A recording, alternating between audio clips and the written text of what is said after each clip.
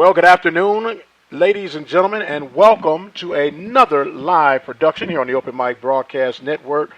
Coach Willie Simmons live for the Panthers Sports Report. This week we are at Goody's Barbecue right off of 290 East of 1960. And from what I've been told, it is definitely a place you want to be. The Panthers have gotten on the winning tracks yet again, going to Huntsville, Alabama, to take care of the Alabama A&M Bulldogs with the score of 41-20 on the road.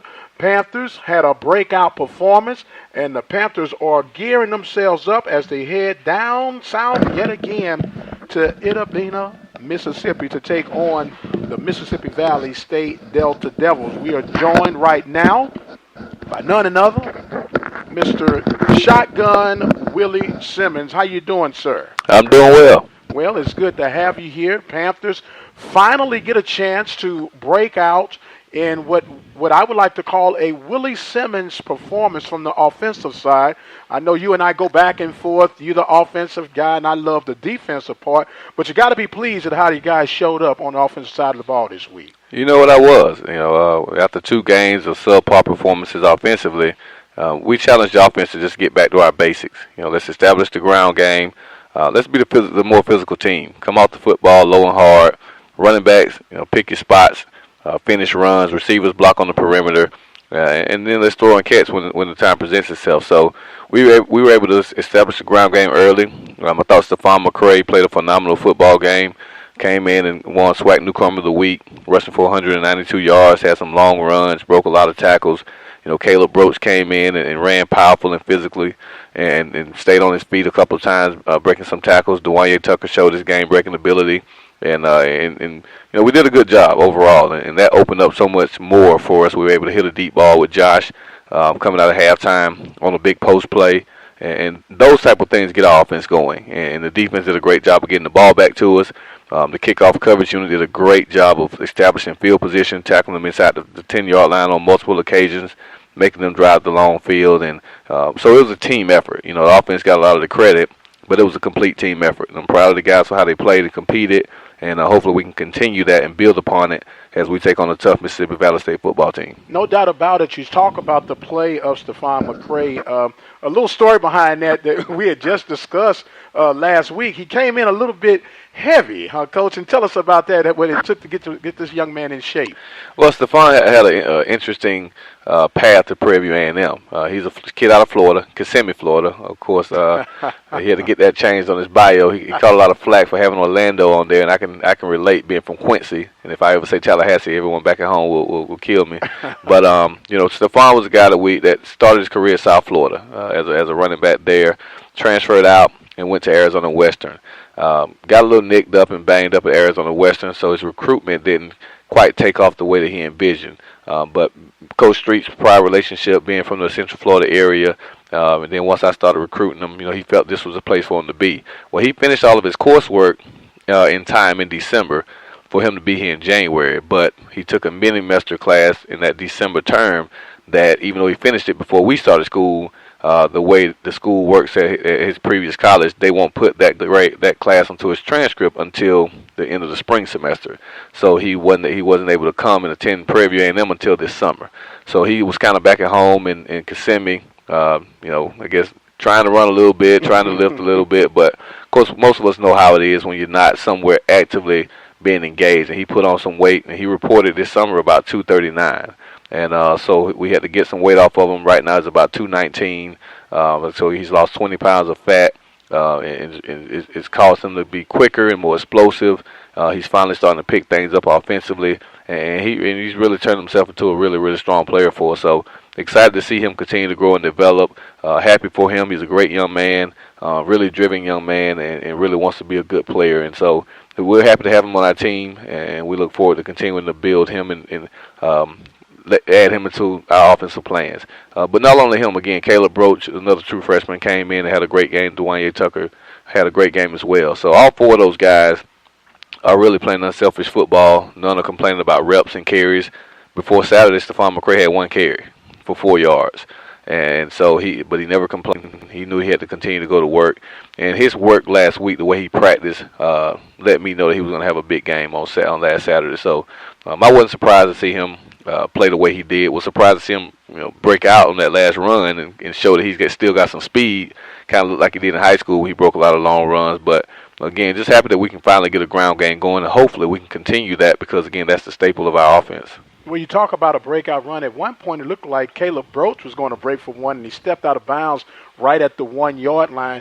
This 1-2 punch combination, then with the elusiveness of your young back that you just made mention of, is now what Willie Simmons likes to see on that offensive side of the ball. Well, I'm accustomed to that. Since I've been coaching running backs for 11 years, I've only had one featured back, and that was in 2012, I think, with Arnold Walker.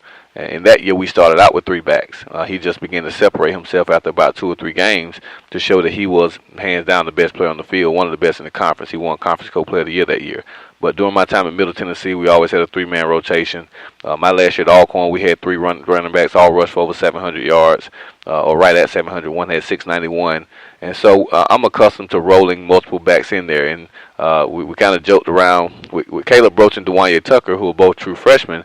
A lot of people across the country, you kind of use the thunder and lightning analogy. And we said, well, now with 2 big backs and a quick back, we said we got to come up with another one. So one of the coaches came up with Earth, Wind, and Fire. So so Caleb Broach is our Earth. I mean, he's low to the ground. He's strong. He's powerful.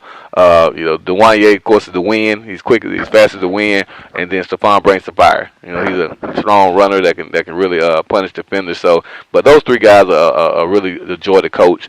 And then again, Javonte Ham's kind of the guy that kind of gets lost in the shuffle and in the fold because he doesn't have the physical attributes of those guys.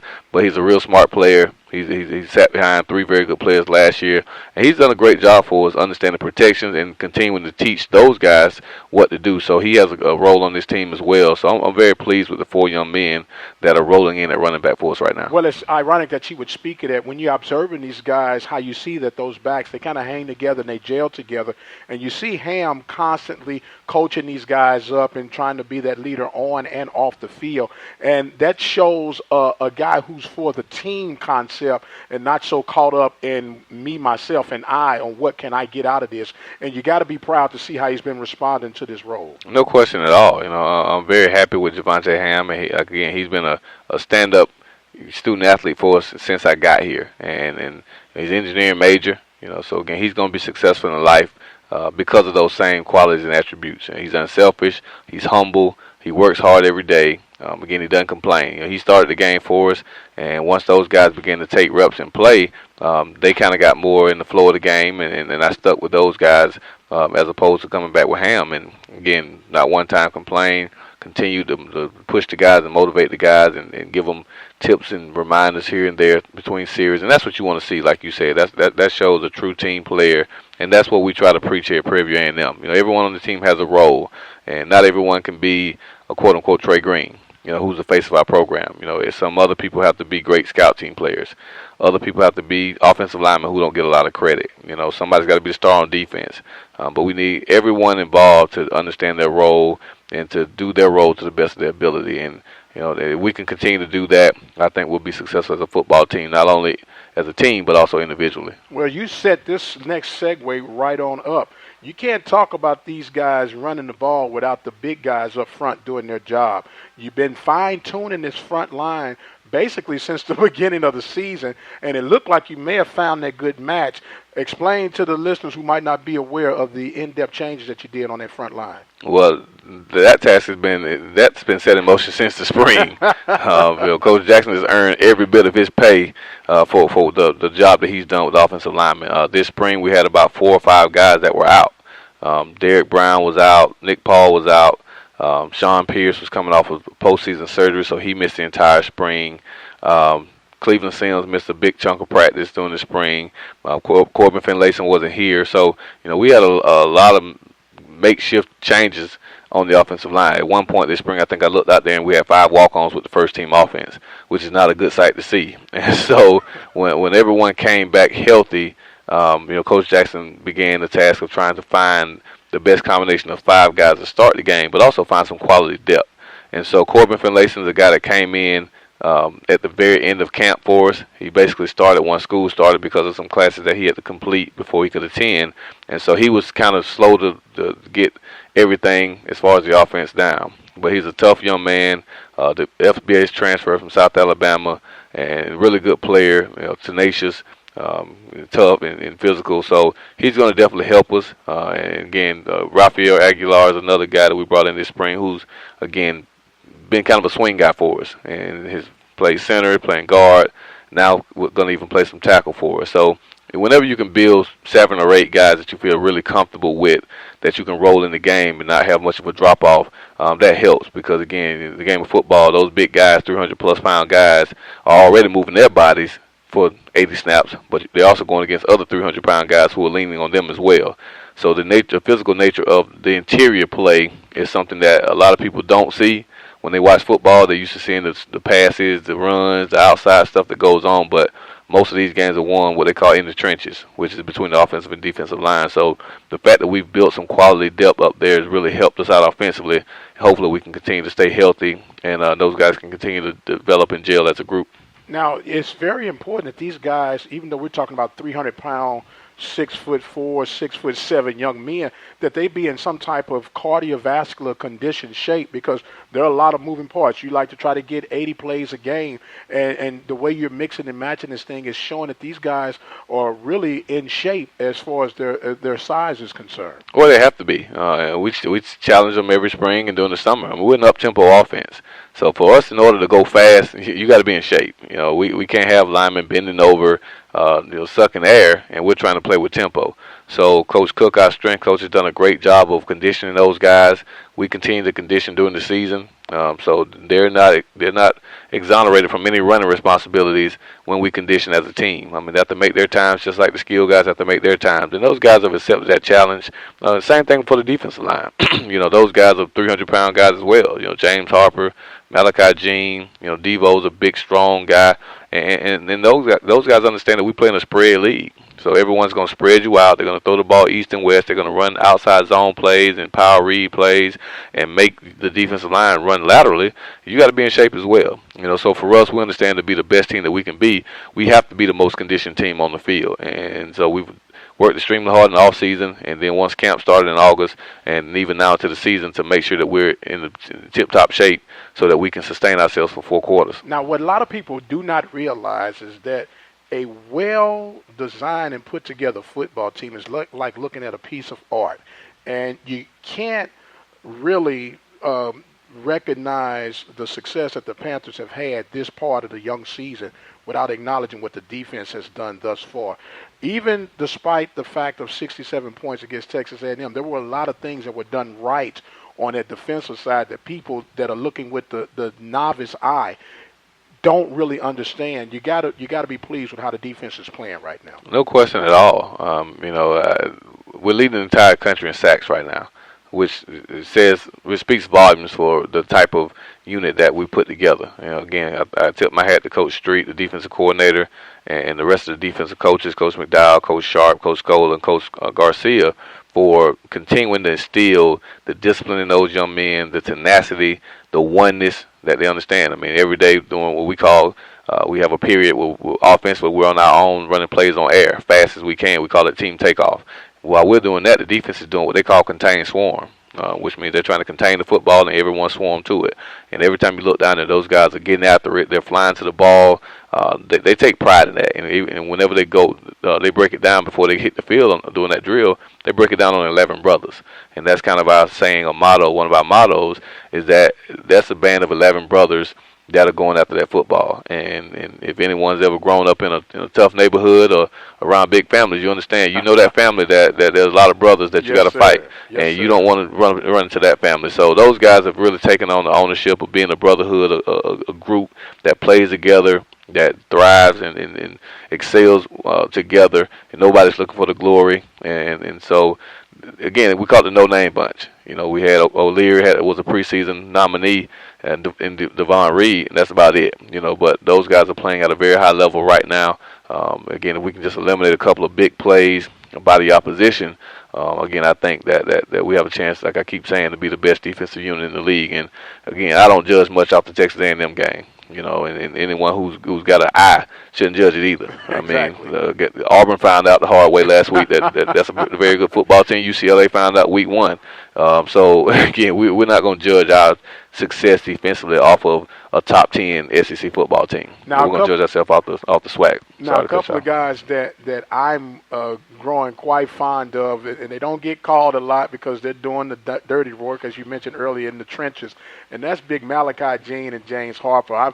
These guys are putting it all out there. They're chasing quarterbacks out of the pocket, and a lot of people don't realize when that quarterback has to leave the pocket, he can't focus on the routes being run. He's trying to run for his life. Those guys are open up on all motors right about now. Oh, no question. And again, when you see a quarterback flushes, one thing it does, it cuts the field in half. When you're sitting in the pocket, you have the entire field that you can access. And so when we have to flush them left or flush them right, again, that cuts off one half of the field, so it allows our defense to kind of corral the quarterback. And again, that's because we're getting constant pressure on the quarterback. A lot of our sacks are coming from the defensive ends, from linebackers, but a lot of that's because those big guys are pushing those interior linemen back into the quarterback's lap. And so, James Harper, again, is a very, very good player for us. He's a squatty body type guy, 5'11", 6 foot, 300 pounds, as strong as an ox. And Malachi, I'm not going to even list his weight just because I don't want to put him on blast. But, I mean, he's a guy that right now we can't wear white pants because we're waiting on his to get in. And but just another great football player, strong, really makes it hard for those offensive linemen, interior linemen, when you got those guys leaning on you every play. And then Von Reed is another versatile guy who can play inside and outside. So, again, I'm extremely pleased with the progress of our defense, and it all starts up front with that defensive line. And Coach Street coaches the defensive line. Of course, I know his tenacity, and I know what type of coach he is, and so I go in every game confident knowing that our defensive line is going to come to play. Yes, sir. And then you got to talk about Travion Billings, what he's brought to this team, and, of course, the Baylor transfer grad student, Mr. Singleton. These guys have been a good fit, man, and you must have a silver tongue, man. How you talking these guys to come on board? Well, I don't want to take credit for it. I mean, I'm not the lead recruiter. I'm just a head coach. So our position coaches have done a great job of identifying those guys. Coach Scola was instrumental in getting Travion Billings here for us, and Coach McDowell was instrumental in getting Terrence Singleton here. So those are two guys that are graduate students, are both playing with their degrees in hand. So I'm extremely proud of that. But they go to work every day. They're humbled. They came to fit in, and that's one thing you worry about when you bring transfer students in, is that one, they come in with a sense of entitlement. Travion came from a smaller school, so maybe so much not him, but Terrence Singleton came from Baylor. So he comes from an FBS program, a Power 5 program, and sometimes those guys come in, again, feeling like they deserve something, or they're better than everyone, or they don't have to really fit in because they're just here for 6 months and they're out of here. But, Terrence Singleton, not a funny story, but kind of story that tells the type of kid he is. When he first got here, we were still waiting on his transcripts to turn over and get here, so he was a little bit concerned if he would be eligible to play. And so he came to me. He didn't say, Coach, let me. I need to go somewhere else. I need to do something because I'm not going to play. He said, Coach, I've grown close to the players, and I would feel bad if I couldn't play because I've grown really close to these guys. And that was after a week. So that showed that he came in right off top and bought completely into the team concept. You see him, he's always with the defensive backs, just like the running backs are close. They're close as well. I hope the entire team is close. So, he's a guy that's really come in and really done a great job for us. And, he's a shutdown corner. We lock him up on the other team's best receiver, and we let him go. And we went toe-to-toe with Derek Griffin. Went toe-to-toe with those guys from A&M, and, again, covered those guys, like a glove.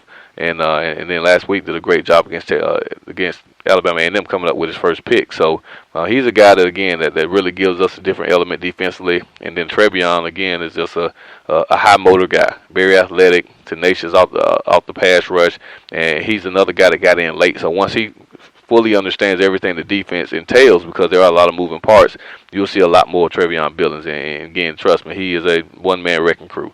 I don't know if there are many tackles in this league that can block Travion one-on-one. So we'll definitely be able to get after the quarterback, as long as those guys are playing at a high level. And, again, that's going to just help the entire football team be successful. Well, you talked about the sack, leading the nation in sacks. Travion is right up there and leading the team with sacks. He had 2 big sacks against Texas Southern, even got a sack against A&M, and had another big late quarter sack against Alabama A&M. So this guy, as you say, he's running with a high motor. And I always get excited. We get to talking about this defense. I know you're the offensive guru, but what wins championships? Defense, baby. There you go. We're talking with Shotgun Willie Simmons live from Goody's Barbecue right off of 290 in Cypress, Texas, east of 1960. We're going to take a break, and we'll come back, and we will talk about this week's opponent, Mississippi Valley State, live from the Delta this coming Saturday. You're listening to the Sports Report Live Panthers edition. We'll be right back right after this.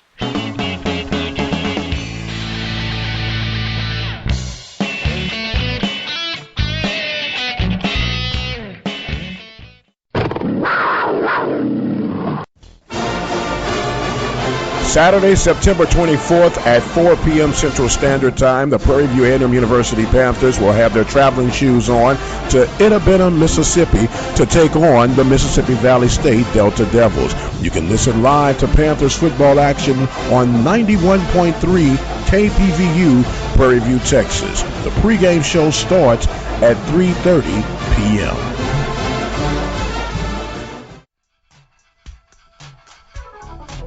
Did you know that most juvenile crimes happen between 2 and 8 p.m.? How can we stop that?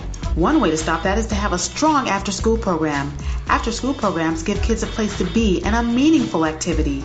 Did you know that at most schools they have a lot of after-school programs? They have programs like Lego League to scrapbooking. Why join? Their programs have been shown to raise kids' grades. 2 out of 3 kids raise their grade. It doesn't cost any money. During this economy, schools understand how tough it could be to pay. So you can come and be free of drama of the world and have fun. The clubs stay around if people join. So join today by joining with friends. Don't wait. Join today. One day, I'll teach chemistry to kids. I'm going to be an architect. My dream is to be a chef. At the U.S. Department of Education's Office of Federal Student Aid, we provide more than $150 billion each year in grants, loans, and work-study funds, making higher education possible for anyone at any stage of life. I can go back to college. I can change careers. I can make a difference. Federal Student Aid, proud sponsor of the American Mind. Learn more about money for college at studentaid.gov.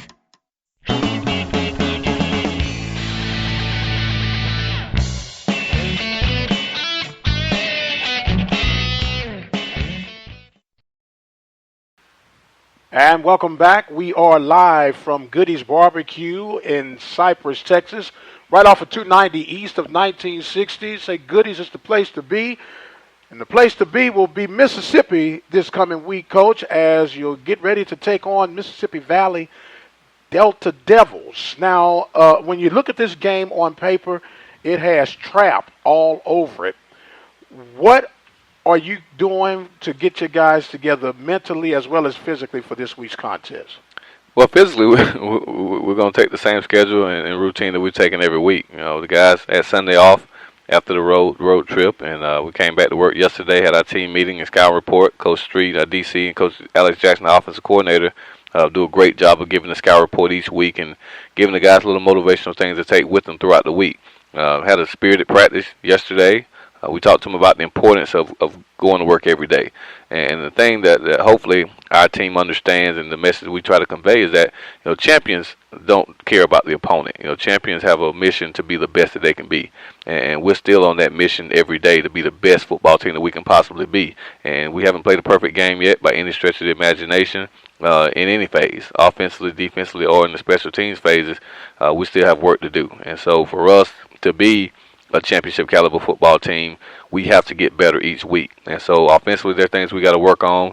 We had way too many penalties. We have to eliminate holding calls, false starts, and things of that nature. Still had a few drops, untimely drops that we got to be able to pull in. Had a turnover at receiver, fumbled the ball. Defensively, there are a few times on film where we didn't hit the right gaps on our pressures. We gave up a big run because we were misaligned and our defensive lineman went the wrong way. And then in special teams, again, we played very poorly this past week, I thought. So we still have a lot of work to do to become the best team that we can be.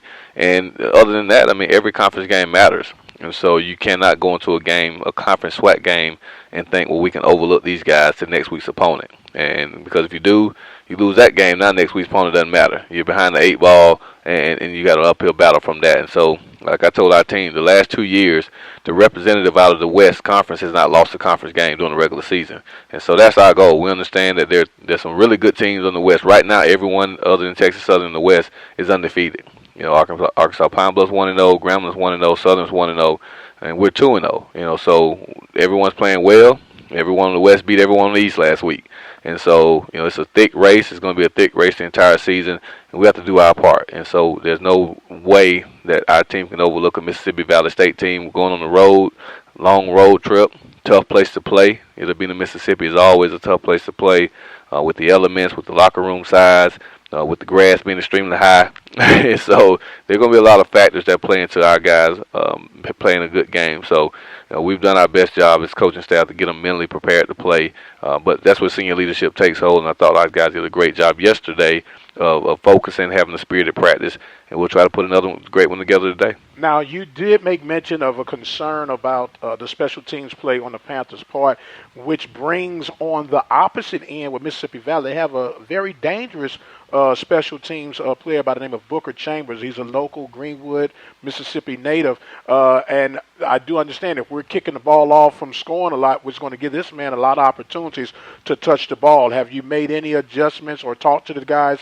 about their assignments for this week on that young man? Well, of course, we set our special teams goals at the beginning of the season, and we set them every week. So for us, kickoff coverage has probably been, our most consistent unit so far this season. Again, we did a great job last week of pinning Alabama A&M inside the 15-yard line a few times.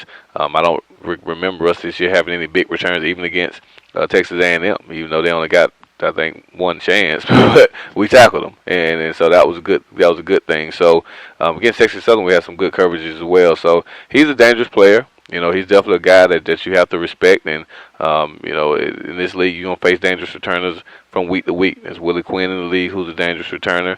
I like to think we have some dangerous returners as well. So our guys, I think, will accept the challenge of flying down the field, standing in our lanes, beating blocks, and really making it tough for the return guy to get yards. But again, he is a dangerous football player. There's a reason he was preseason All-Conference, and he had some All-Conference accolades last year, and he's one of their strong weapons that we got to be aware of. Now, with the parity that you spoke of early in the league, how everybody in the West is undefeated, I guess without getting over dramatic, I guess the upset of the year thus far was Arkansas Pine Bluff beating Alcorn at Alcorn last Thursday night. And it just kind of shook things up because we don't want to see that happen on the Panther side, maybe looking past Valley because you got a big game that's set up for next week. How shocked were you to see that win on Thursday night? You know, I was shocked for the fact that, one, the game was at home. Alcorn usually plays tough at home. It was a night game on TV, and those guys have traditionally, in the past, since I've been there, shown up on those Thursday night TV games. So I was shocked. They got up early and allowed Pine Bluff to battle back. But again, like I said, this is a league that's full of parity. There are a lot of great players in the league. The quarterback had a very, very strong game, threw for over 500 yards. Willie Young, the receiver, who seems like he's been in the league forever, he had a huge game for him as well, over 200 yards receiving, and they found a way to win. And so that game, I think, shows everyone across the country, and especially us within the SWAC, that these are some strong football teams. And you can't always look at the records. You can always look at what they've done prior to playing. I mean, this Pine Bluff team had lost to a Division II team the week before. And so a lot of us are going to have poor records out of conference because a lot of us play guaranteed games. And so you can't look at their record per se. You can't look at stats per se. The important stats to look at are conference stats. We play each other. Those are the stats to look at. But, again, we have to be ready to play because, again, Pine Bluff went in and shot Alcorn, and Mississippi Valley is a dangerous football team that if we don't go in with our mindset ready to play and play at a high level, the same thing can happen to us. Yeah, well, was one thing that was kind of ironic for me on this past road trip, heard some of the guys discussing, they said, man, Pine Bluff plays hard. He said they were one of the harder teams they played even last year, so they're not taking those guys for granted as well as they won't take Valley for granted this year. And I know it sounds like beating a dead horse, but what will be the keys for a Panthers victory this week? Well, we always break it down by the phases. Offensively, the key is to establish the ground game. Again, whenever we can establish our ground game, it opens up so much more. It opens up our play action, which is a huge part of our offense. Whenever we can get those safeties and defensive backs and linebackers concerned about the running game, it opens up windows for our receivers and quarterbacks to be effective throwing the football. We have to protect. Trey's taken a lot of shots the last few weeks, so we have to do a better job of protecting him, whether it be drop back passes, play action passes, or some of our run pass options. We have to do a much better job of keeping him off the ground. I told Coach Jackson last week, I'm tired of seeing Trey get up off the ground, and we have to do a better job of protecting him. And we have to play smart. We're still having too many procedural penalties, false starts, and drive killers. And we had a huge false start last week on 4th and 1 that backed us up and forced us to punt the football. So we got to play smarter on that side. Defensively, they're playing at a high level.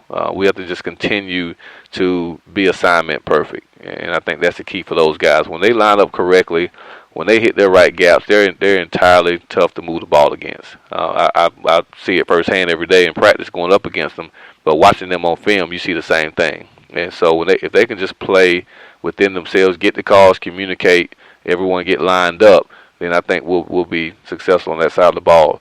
And in special teams, we just have to get back to playing with great fundamentals. I thought last week we had some guys try to do some things uncharacteristic and out of the scheme of what we do.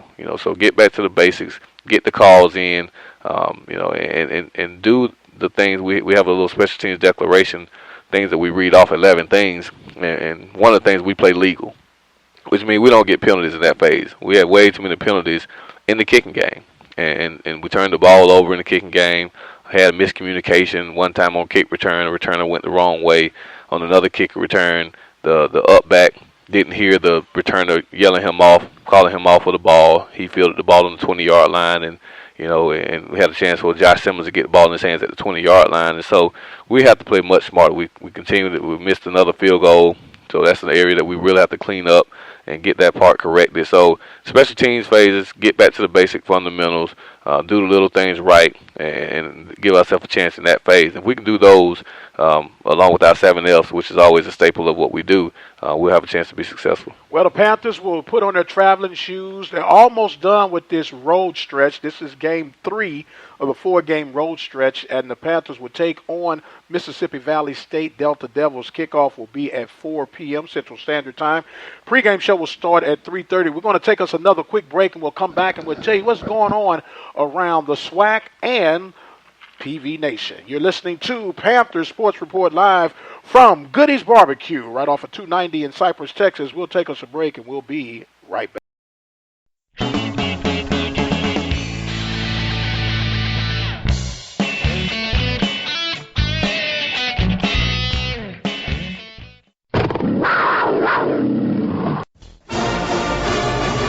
Saturday, September 24th at 4 p.m. Central Standard Time, the Prairie View A&M University Panthers will have their traveling shoes on to Inabena, Mississippi to take on the Mississippi Valley State Delta Devils. You can listen live to Panthers football action on 91.3 KPVU, Prairie View, Texas. The pregame show starts at 3:30 p.m.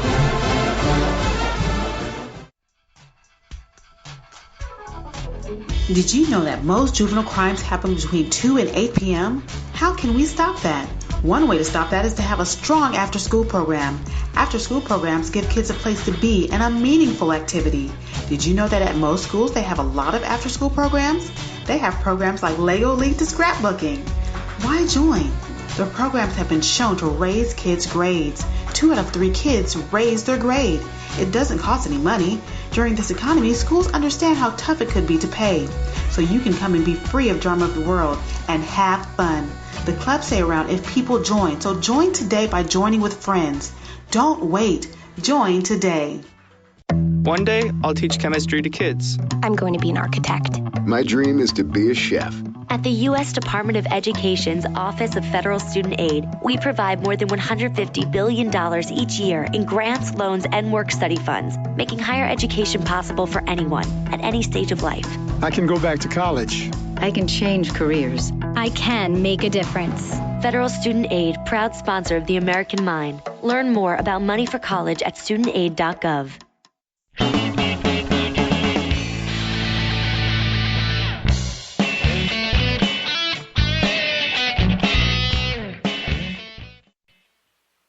And welcome back to Cypress, Texas, Goody's Barbecue, Dr. Michael Prince. And we have Willie Simmons live. Coach Simmons has broke out to get ready for practice yet again. And the Panthers, as we mentioned, will be going to Ittabena, Mississippi to take on Mississippi Valley State. That kickoff time will start at 4 p.m.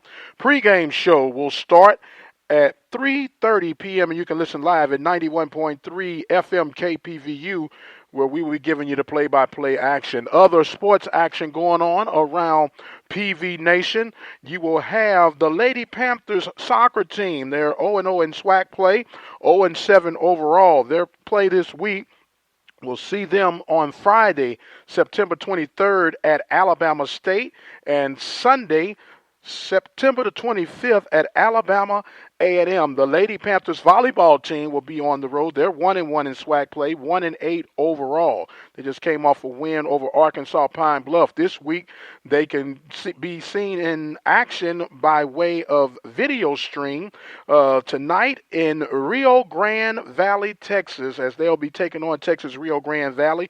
That game will be tonight. Friday, they will be in Jackson, Mississippi to take on Jackson State Tigers on September the 23rd. And Sunday, September the 25th, at Mississippi Valley State, where they'll be taking on the Lady Devilettes. And we have Coach Tyler Tacho as our halftime guest scheduled doing the football broadcast between Valley State and the Panthers. Other games going on throughout the SWAC conference will have Alcorn and Grambling doing battle. That'll be a game of watching and concern.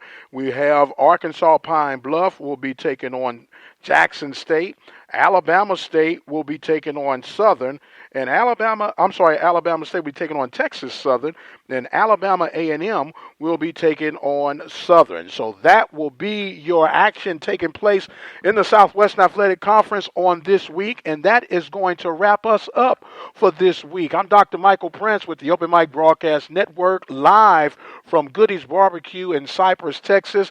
Shotgun Willie Simmons was our featured guest as the Panthers were victorious 41-20 over Alabama A&M. They'll go on to see if they can continue their hot streak against the Mississippi Valley State Delta Devils. Until next week, be blessed, and we'll see you on the other side. Good night.